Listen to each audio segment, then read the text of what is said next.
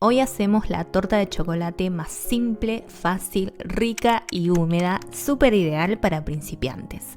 Vas a comenzar mezclando en un bol 140 gramos de harina 4 ceros, es la que no tiene polvo para hornear y la más refinada que encuentres en tu país. También 10 gramos de cacao amargo, una cucharadita de polvo para hornear, una cucharadita de bicarbonato de sodio y 90 gramos de azúcar. Seguimos integrándole 2 huevos, 50 ml de aceite, yo usé de girasol y 100 ml de leche.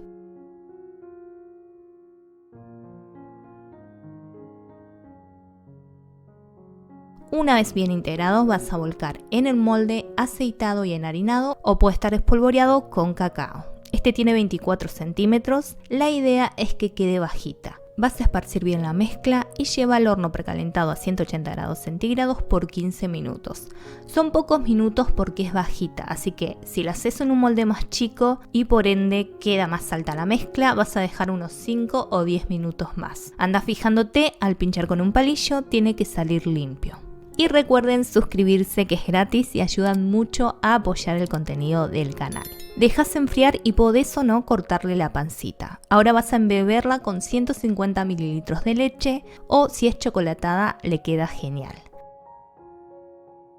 También por arriba una capa de dulce de leche repostero que podés ablandar en el microondas por unos segundos para que te sea más fácil untar. Podés ponerle más cantidad si gustás, yo usé 250 gramos. Y para finalizar vamos a hacer una ganache de chocolate mezclando 160 gramos de chocolate semi amargo con 70 ml de crema de leche o nata para montar con mínimo un 35% de materia grasa. Llevas al microondas en intervalos de 30 segundos hasta que se derrita el chocolate y se combine con la crema. Volcas cubriendo el dulce de leche y mientras te cuento que si no tenés microondas podés calentar la crema hasta que hierve y volcar sobre el chocolate picado más chiquito. Dejas un minuto y removes hasta que se combinen.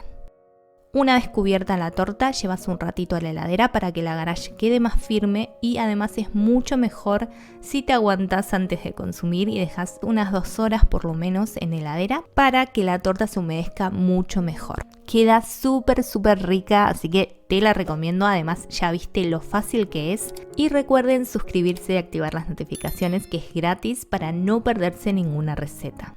Les mando un abrazo super sweet y nos vemos en la próxima.